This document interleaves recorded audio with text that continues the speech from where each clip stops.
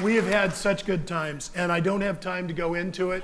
I'll be at the Dell booth tomorrow demonstrating a lot of this, and we have models. This is Brittany. She'll be with us again tomorrow. So yes.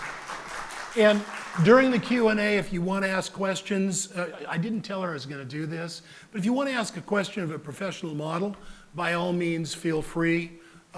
We'll do that during the question and answer. So we're doing lighting with continuous lights. Is there anything on the screen? Yes, good, because it's not down here.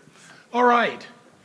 So in this session, I'm going to breeze through this because this takes time, how to direct a viewer's attention with light, the anatomy of continuous light, because they're actually parts you can recognize, how to honor the practicals, in other words, what are practicals and how to work with them, how to use exposure creatively.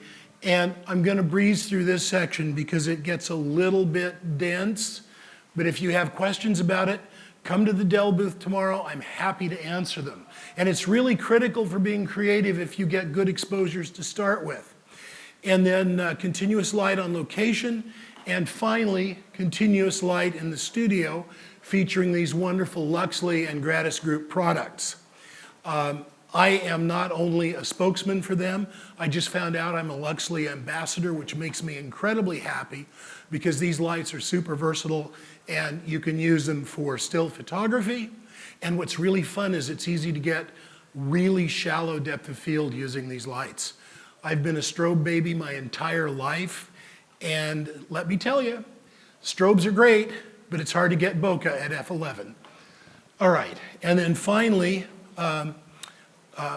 planning for post-production, we may cut that a little bit short too. So let's get into directing attention. The point to this is the eye is always going to go to the brightest area.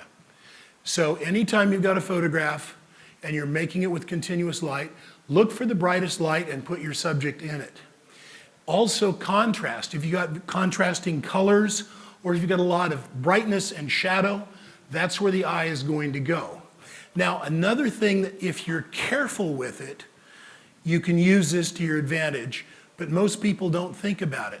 Now, if you would stand up and show your t-shirt, notice there's no type on it, but it still draws your attention because you see the skull, right? So now, what do we want her to look at? Her face or the skull on her t-shirt? So be careful about type because type is a distractor. Thank you so much.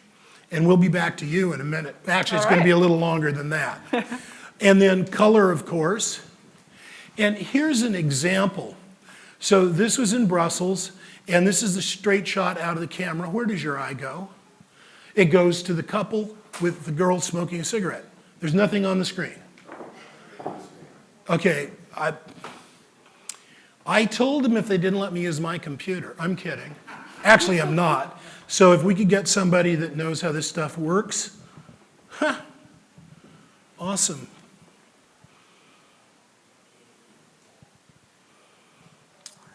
That's okay. I mean, look, come on. How many times have we ever been at something and it doesn't all work? Yeah, okay, that's called life, and it's not a problem. We'll just keep going on. So, you know, I've got my, but I don't have the show on my computer, never mind. Okay, do you have anything on the screen now? All right, let's ask some questions. I've covered a lot of details so far, but one of the things I want to show you, have you ever had to carry more than one light stand? That's 2 light stands, and you can put them together in a brace, and this is really awesome. They split apart, and you get more mileage out of your assistance this way. So these things are great. They're also air cushioned, and I love that because some of these lights are a little bit heavy, and sometimes I forget and loosen one of these, and I'm going to take this time to set this up, because it'll save time later. Look at the design here. Now, I don't mean this as a sales pitch, folks, but this is just really, really important. Have you ever snagged yourself on the thing that holds the legs open? Yeah. This folds back so it never gets in the way. And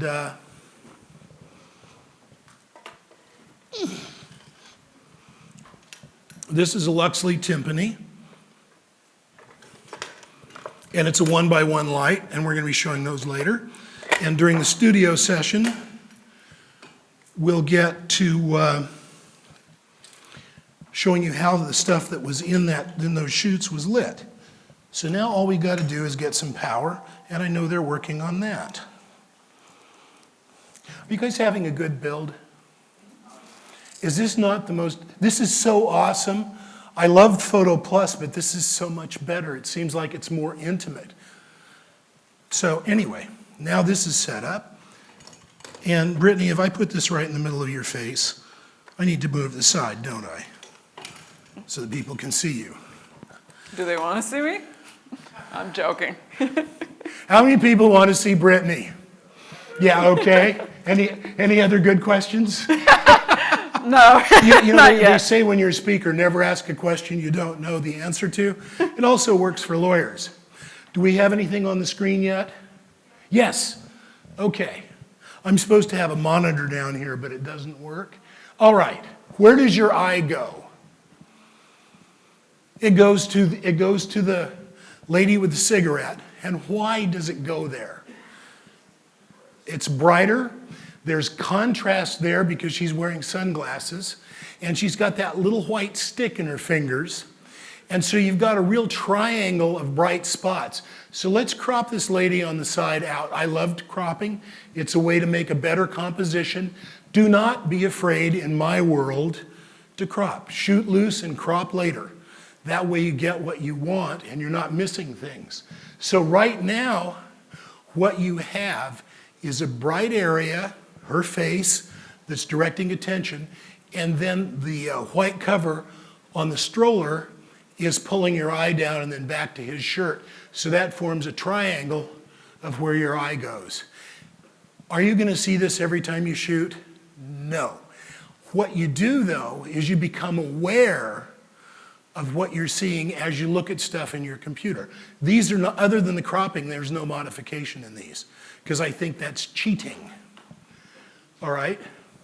This is simple. This is contrast. It's a silhouette. Shooting a silhouette is super easy. You point the camera straight up in the sky, take a light reading, shoot away. That's all you have to do to make a silhouette. And look at how graphic this is and how well you can see these people and you know what the subject is. And again, I'm using three heads to make it a more interesting composition. Yes, I could have cropped out just to the father and the kid, but the person down below gives me that third object, and a rule of composition is that you've got threes or odd numbers. Then there's this. This is one of those things that you blow up big, put on your wall, and then just look at, because you'll see something different every single time. There are lots of different colors. There's the sky there. Does anybody see the train going by? But you didn't see it initially, did you? Yeah, so those are the fun kinds of things to do when you're working with continuous light, is add something in there to give a little bit of mystery. I ran across this guy, and actually I didn't run across him. I found him in Paris. We're across the street from the Louvre, and I asked him if I could take his picture because I'm polite, and he said no, and I said, but you've got such a great look. You look so great. Please? And he says, okay. So I took this picture, and this one has editing in it because the way I actually took it, where does your eye go now? To the type. You were looking at what's on the truck. So I took the shot. I knew it was there. I knew I was going to take it out. So that's planning for post-production when you're shooting a picture. Rather than destroy the mood and not get the shot, I just took the picture knowing I could take it out later. So let's take a look at continuous light. Now, how many people are also shooting video in here? All right, practically every hand wants to go up because that's part of the future of our world.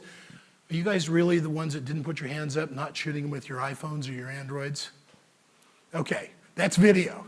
So all of this stuff, Okay, just because I use a professional camera for all of these pictures doesn't mean I don't take pictures with this. That would be silly. And I take movies with it too. Usually because I don't have my big boy camera with me. So we're going to talk about ambient light, fill light, key light, and practicals. Now, I'm doing this with a still photograph because you can't break a movie into its individual components. I like to shoot, I'm also an architecture photographer. I like to shoot buildings. And I got a commission from an architect who wanted a photograph of this house that he built. And he wanted a singular image, which everybody wants. So I took all the parts and pieces I needed to put it together in post-production. And I'm going to show you each section that I shot. I went across the street to the neighbors. They came to the door, and I said, can I please block your driveway for tomorrow from like 3 in the afternoon until 9 at night? And they said, okay, neighborly thing to do. So I back my car in there and get my tripod. I have a really old Gitzo tripod that goes up over 12 feet, and I love using it because I get a point of view and angle that you just don't get at eye level. So my big thing for architecture is get really high or get really low. So here's the house. Not a bad shot, but this is the ambient light with harsh light. This is direct sunshine. The next one is fill. So I waited, and there's always a time when there's no contrast in the shot.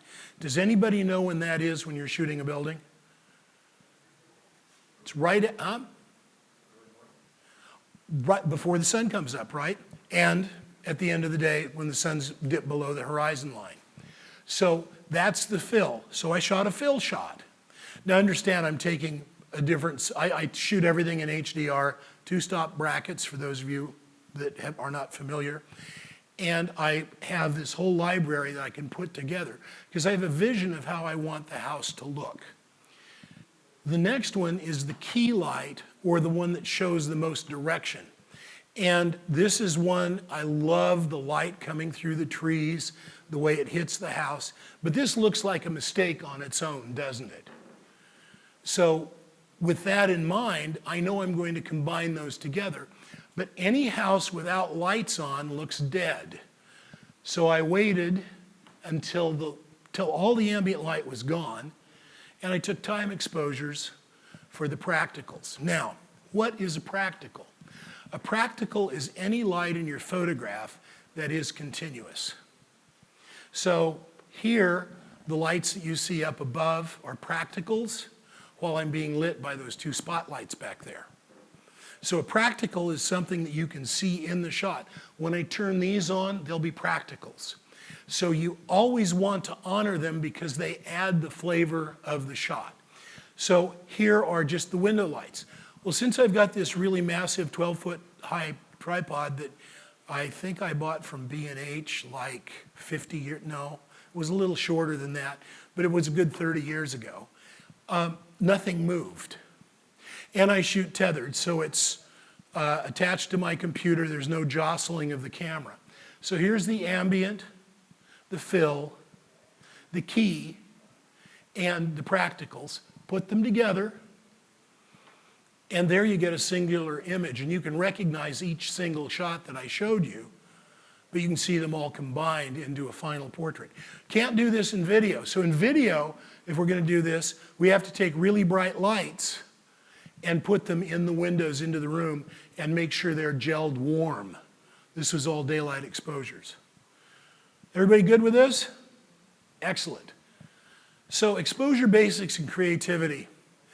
I like to know what I'm talking about, so I went to the dictionary for this class. And this is like the worst definition ever. So the quality of light or other radiation reaching a photographic film is determined by shutter speed and lens aperture and exposure of half a second at f/5.6. Did we forget something? Yeah, the ISO. And does that help us? Does this give us any information about what an exposure is and what we want it to do? And the answer is no, it does not. So I came up with my own. Actually, I didn't. Does anyone know who Dean Collins was? Dean Collins was probably the premier photographic lighting educator, and this was 40 years ago.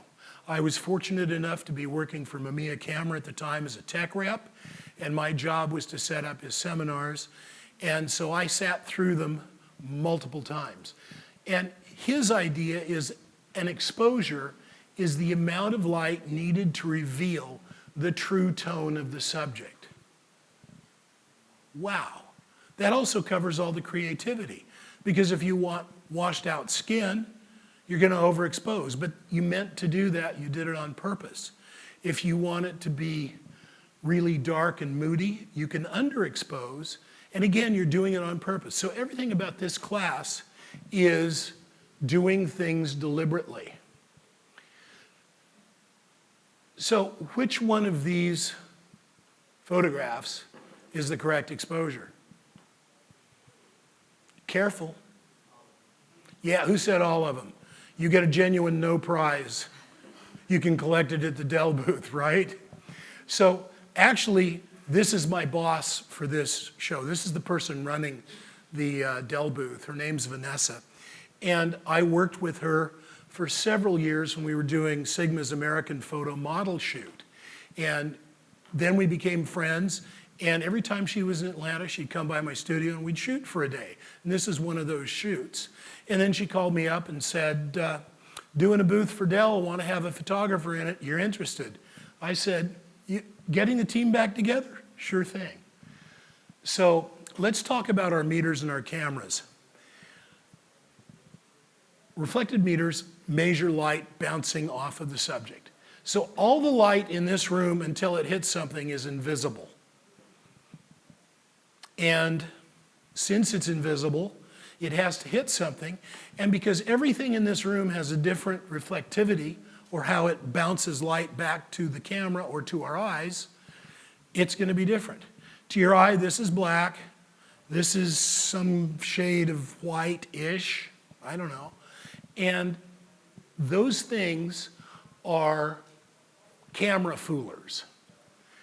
Camera meters can only read reflected light just like our eyes can only see reflected light. We can't see light until it hits something. Now, reflected meters are calibrated to 12.5% gray. I know some of you that are in here think that Kodak said 18%, and back then they did, and Photoshop 5.5 came along and they rejiggered the numbers. And you'll get an idea of why in this part of the section. So these pictures were shot of a black card on the side, actually it was fabric, and a white card on the right. And those are the exposures. One of them, the black side, is overexposed, and the other one, the white side, is underexposed, because they have to give you a 12.5% result, because that's what the meter sees. Has anybody in this room besides me ever had an exposure come out not the way you thought you were going to get? Okay, good, good. We're all truth-telling, excellent. Now, mirrorless cameras are our friends, because when they take a look, when we're looking at the EVF, usually it's pretty close. So we can jigger up and down.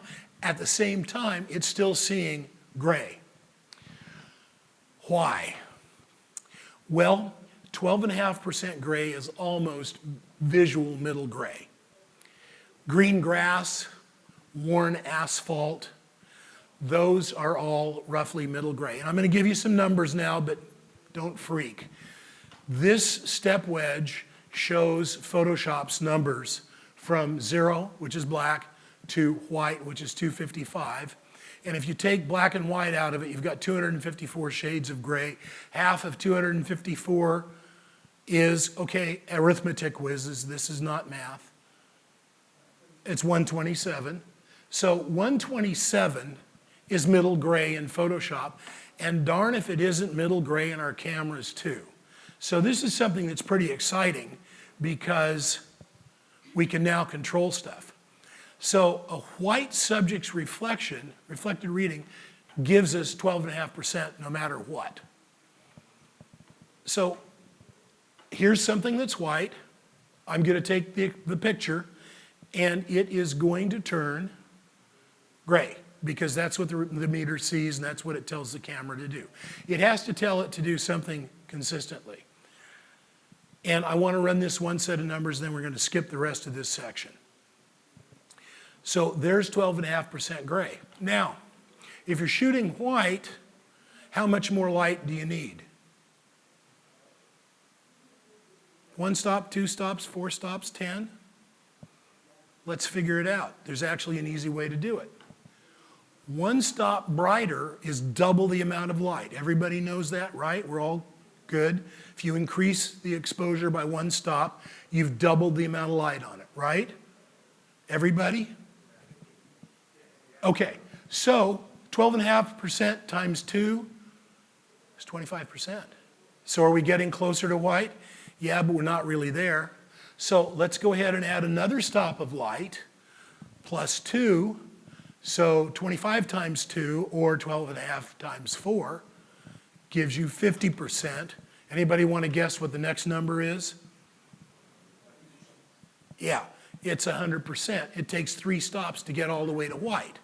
Now, remember the 18% gray card? Anybody in here? Okay, we got one guy. Come to the Dell booth, I'll tell you that story because I don't want to take the time. As you go to darker exposures, it works the same way. You're cutting the light in half. So on the top, you've got the difference in stops. On the bottom, or in the middle, you've got the difference in power. And on the bottom, you've got the reflectance values. So at -4 stops, you still have detail with your sensor, but a printer probably isn't going to be able to make that happen. So this is exposure in a nutshell. And this actually, I teach a whole 8-hour class on it. I'm just going to skip through this because it's the same thing only for each section. So let me hit exit, and let's just go down here in our time machine and go past all of these to a relevant slide. We'll start right here. Okay, so if we go to +4 stops, we're at 200%. Does that make sense? Because we've doubled 100%. Now, I've got numbers down here. Number 1 is white, and you'll know 253, 253, 253. There's detail in the whites, but there's not enough for a printer to pull. Look at number 2. That is a neutral gray parking lot. And you can see how bright that is with +4. So here's what the camera sees. On the right, is what it's supposed to be. And it makes a big difference. So the Sunny 16 rule says that outside on a bright sunshiny day, the ISO becomes the shutter speed. So if you got 100 ISO, you put it on 1/100th and set the camera at f16, and you've got a guaranteed proper exposure. That's the rule. So if you know that rule, you can always figure out if your camera is telling the truth or not. Now, the White House was exposed at f16 at a 400th of a second, and no shock, the ISO is 400. Okay. So there you see them right there, and those are the readings. If you want to follow the math, I'm happy to talk to you in the Dell booth. Invisible light, that's light that hasn't hit anything yet. And again, I'm rushing through this because I've got other things I want to share. It measures the source of illumination. So if I could measure the invisible light from those 2 lights back there before it hits my face, I have the true exposure on the camera that will give me my Caucasian skin, my black shirt, and detail in my blue jeans. That's genius. It's called incident light, and I use an incident light meter. If you want a demo, guess what I'm going to ask you to do? Come by the, yeah, okay, good. We've got that down. So the incident meter lets me know what the light is. I aim the dome at the source of light. I don't aim it at the camera, which is what the old book said. I aim it at the source of light. I want the whole dome to see the source of light. I take the meter reading and set that exposure on the camera, and if nothing else changes, I can just keep right on shooting. I don't have to pay attention to my light meter. I can just concentrate on my subject. How many variables can you do at once? Okay, all the guys say one, right? And all the women say I'm a multitasker. I'm not going to argue with you. Not going to do it. But the reality is we do things consecutively. And since we want to eliminate variables, it's important that we lock down our exposure so that when I'm photographing someone like Brittany here, did you ever see me mess with the camera? No. Why? Because it's Remember the color distracting. checker and the incident meter? Yeah. Yeah. You that- prepped it beforehand. Right. And so we could concentrate, and I didn't have to bracket or anything. I could get the pictures. And they were all consistent on the computer, right? Right. Okay. So I promise she has not been prompted. So here's the incident reading. And if we'd gone through that other set of slides, you would know that the reflected reading on the gray chart was 125th at f/5.6 ISO 100. All right. And this is the exposure set on the camera. It shows the subject's true tone. It is your creative choice. As I alluded to, or actually I stated it right out loud. If you want it overexposed, that's okay. As long as you're doing it deliberately, it's your plan. You can honestly say in your heart of hearts, I meant to do that. Lucky accident. Then you're good. So, it's your creative choice. And let's talk about people that want a white background. Now, we know how much light you have to have. If you go to +3 stops, which this is not quite, you're as bright as you want to be without causing lens flare. If we go to +4 stops, this is just on the background now, not on the subject, you'll notice that it starts washing out. The blacks lose contrast. Do you see it? Look at the white rows. Do you see how you can see detail in it in the one on 0, which is the correct exposure, and how it starts fading away into nothing as you add light? So now +3 stops is actually 6 stops overexposed. It's 3 stops overexposed, but it's +6 from the original light reading. So you could see the effects. How many of you ever driven a car or ridden in a bus with a dirty windshield? Did you notice how everything wipes out and you see no detail? Right? That's the effect of that. That's what you're seeing here.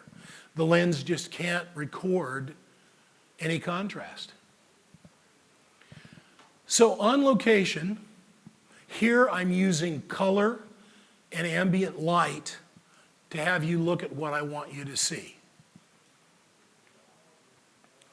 The locks, this is just a jumble, but there's so many patterns and so much randomness in it, you can look at it for ages and it's still fresh. We've discussed this one. This is ambient plus key. The key is the sunlight hitting the side of the woman's head, the back of his jacket, and the pram and the table in front. Now, here's a pizza shop. This is ambient, which is the light around everybody but the girl eating this pasta.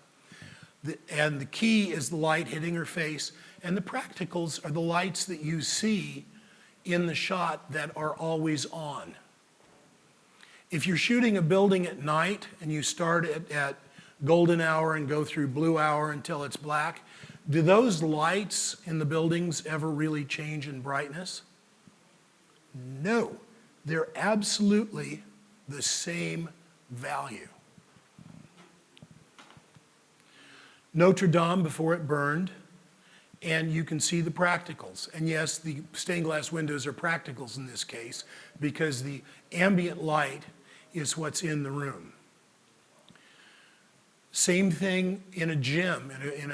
This is a gymnastics gym in Atlanta, and this is one of my friend's little girls. I have permission, I have model release, and you can see how the ambient light works in the room, and the brightest light is hitting her. Again, none of these have had any work done on them, because I don't think that's fair. This is, again, an example of using ambient light and finding that key light, that one little bit of harsh light to direct your eye so you get the triangle between the guy's forehead, his fingers on the frets, and the guitar body itself. This is in Paris. This is in the Musée de l'Orangerie, and they have a big open atrium. This is just soft light. I saw this Japanese woman there, thought it was absolutely beautiful light, asked her if I could take her picture. She said yes. I took pictures, I sent them to her. Again, this is using color and ambient light and key light, and you can see all of those components in one shot.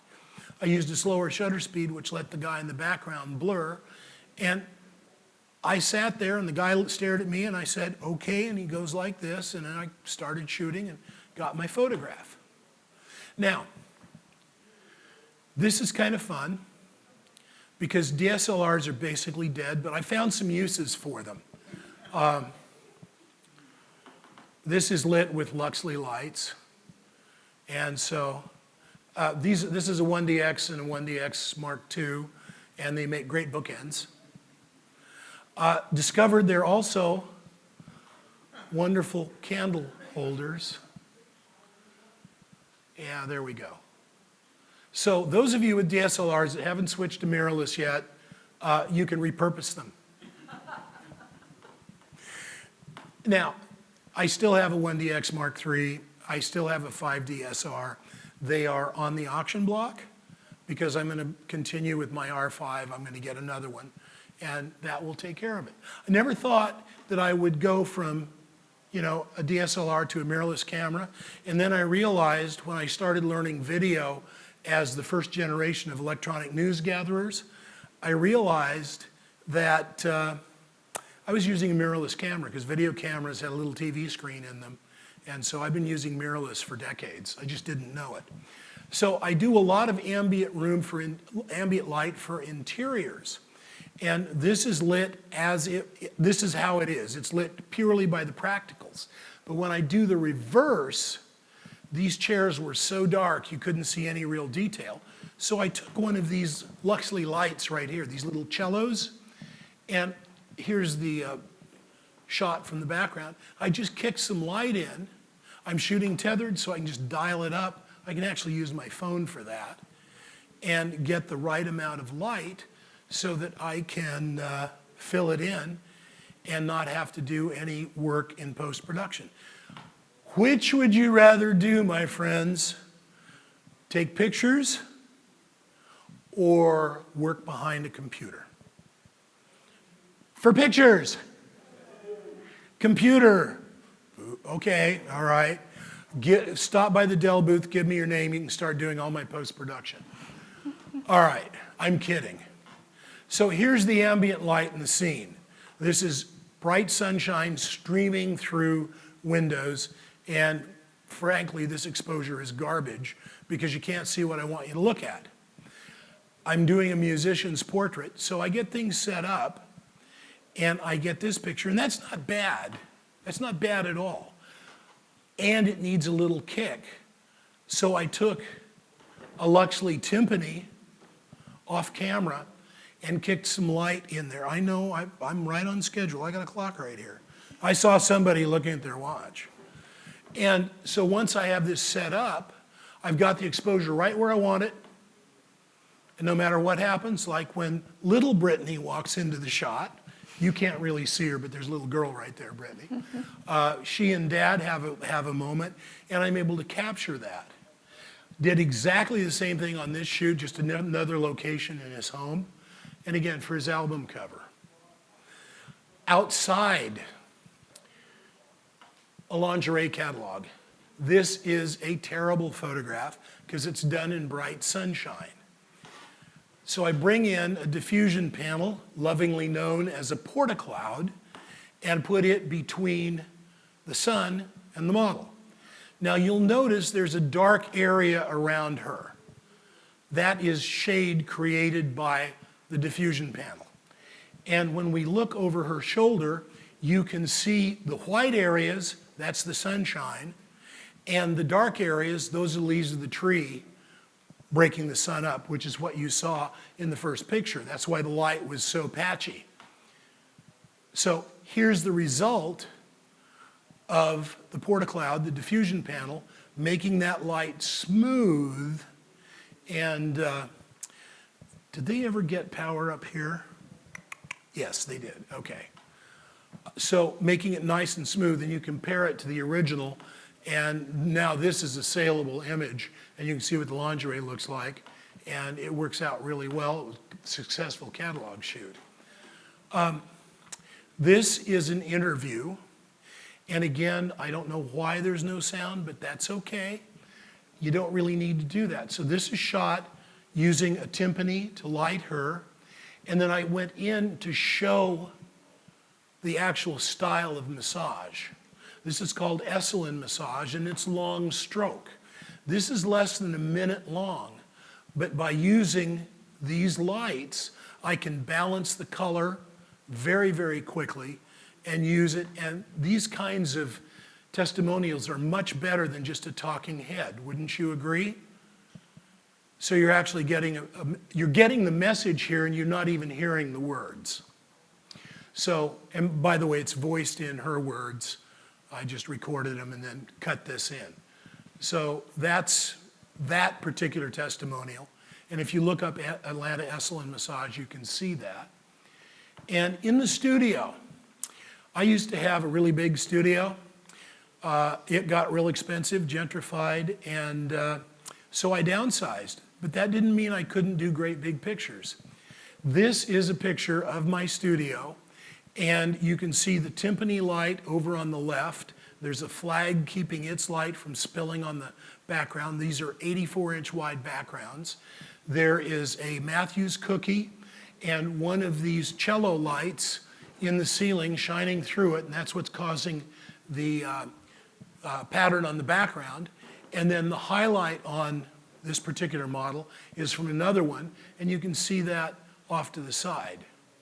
So this is Aria, and this is the same lighting setup. I changed the background, and this lets you see the kind of quality of light that you can get out of these things, and using our cameras, our DSLRs, or even our iPhones or Android, depending, we can get really high quality video. And so this is a way you can look at how the studio set up. The diffusion panel makes it bigger, which gives the light some softness, and it's directional, and it works really well. She actually took her degree in broadcasting, so she was a natural, and this is all ad-libbed. But I'd rather talk over her than have you listen to her say how wonderful I am, the makeup artist is, and so forth, and the fact that her outfit was thrifted. But here's an example of what we can do with these lights. There are no gels in this shoot. I changed the color of the light, and here she's holding one of the little, the little brother to that. It's called viola. Yeah, these are all named after orchestral instruments. And the timpani there, they said, well, what happens when we make a bigger one? Well, we got another name. Have you seen those big drums in the Japanese movies like Rising Sun? Yeah, that's called a taiko. So here she is, a green cell phone potentially lighting her face. And you can see it close up here. They're battery powered if you want them to be. And then with a little bit of Photoshop magic and post-production, I had her hold her hands in the right position. I added the crystal ball in post and made her levitate. And actually, well, did she or didn't she? How many of you saw the last eclipse? Did you notice weird shadows? Or have you been out under LED light and street lights and you noticed multiple little shadows? The reason is because you've got a whole bunch of different little LEDs here. And so I can leverage that and use it to make a pattern on the background.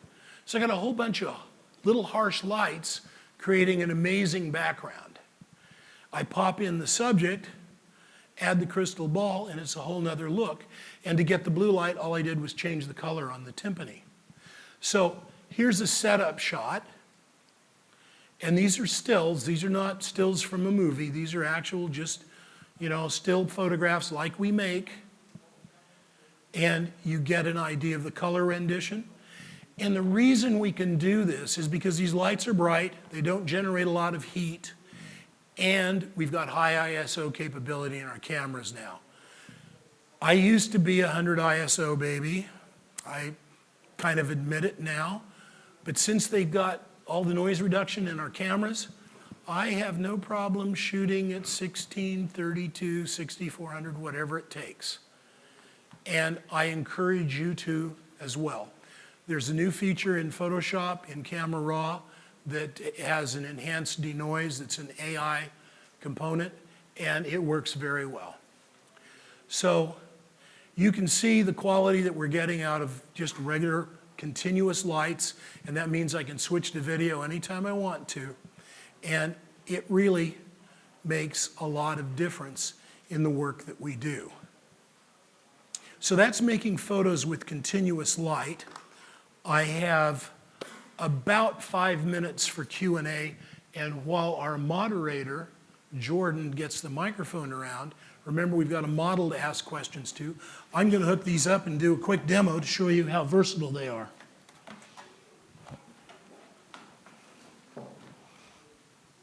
Okay, this is where you ask questions.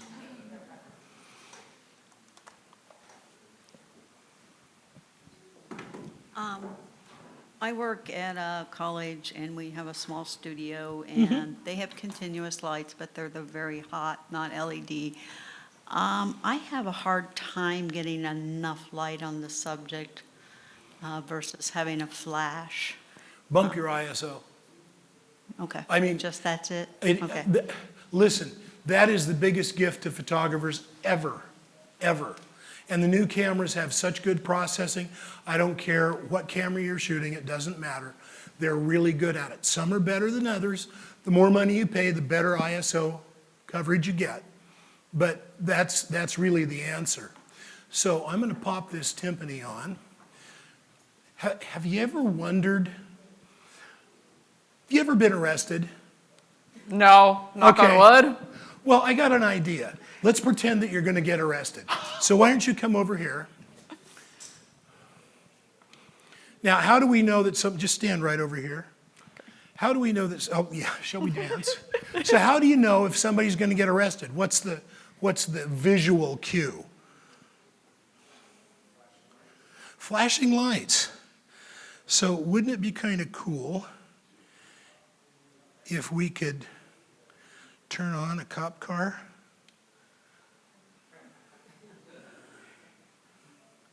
That's built in to both lights. Let's see, Jordan, how am I doing on time? 8 minutes. Great. So let's see. If I go to the timpani, I can turn it up. And it comes with something really cool.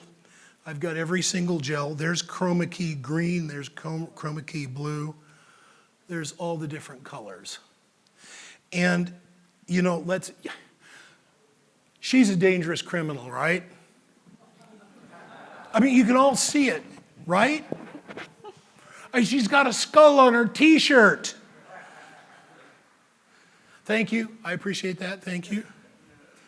So if I go to the effects, and maybe the reason she's a dangerous criminal is because she likes to light fires. So let's go ahead and light a fire. And it's burning. And then maybe she decides that, that's not enough, so she's going to make it an explosion. So let's turn the explosion up. And you can program all of these. So do you see the explosion? Well, this was causing such a problem that the paparazzi showed up, taking pictures of her during a lightning storm. Do you see how you can use this, add some sound effects, and have a lot of fun with it? And then, of course, it got so intense that they had to have another cop car come in. So there, we should have 2 cop cars going now, do we? Oh, and the app is free. And I didn't pre-program these. These are all built in. So that is lighting with continuous light. Yeah, I know you said not to do it with the glasses. I'm sorry, it only caught me once. But that's lighting with continuous light. Are there any more questions? How do you deal with the eye strain for your models? With flash, it's super quick, bright light, but I've noticed a lot of the time with continuous, it can get a little taxing on them. Higher ISO. These things, these things can be really, really bright. I don't have these turned up very much at all. Let me just very quickly demonstrate. And let me ask you this, Brittany, did you have any problems with the light on the set today? No. Okay, were they too bright? No. Not at all? No. Okay, what's really nice about this as opposed to flash is that you can control the size of the pupils by changing the intensity of the light. I think we got time for one more. Okay, the whole point to this is that you can light your photographs with the light available in the room or outside, and by practicing and studying your pictures, you can get the very best result possible. Now, I want to share one other thing, but let me turn this off before we all go nuts. So that should stop that one. And let's go to this one and go back to effects. Anyway, there's a red button on the back that doesn't work. Yay, there we go. So that should solve that. Oh, and there's a red button on the bottom. Okay, so how many of you, this is the last part of the class, how many of you delete pictures? Gabe, you know better. Here's why. Well, I need more storage space. Storage is cheap. It's about an 8,000th of a cent per gigabyte now. Do you know how many pictures you'd have to delete to just make minimum wage? It's physically impossible. But what's really important about never throwing away a photograph is you don't know what your intuition was doing when it asked you to make that exposure, to make that picture. And you will find that as you go back and look at pictures that are 5, 10, 15, 20, 30 years old, I'm still going through some old film, that your mind did really great things even though you didn't think so at the time. That's what I've got for you. Enjoy the next day of the Bild conference. Come over and take a look at the Gratis Group lights, and come by and see me and Brittany at the booth. Thank you. Enjoy your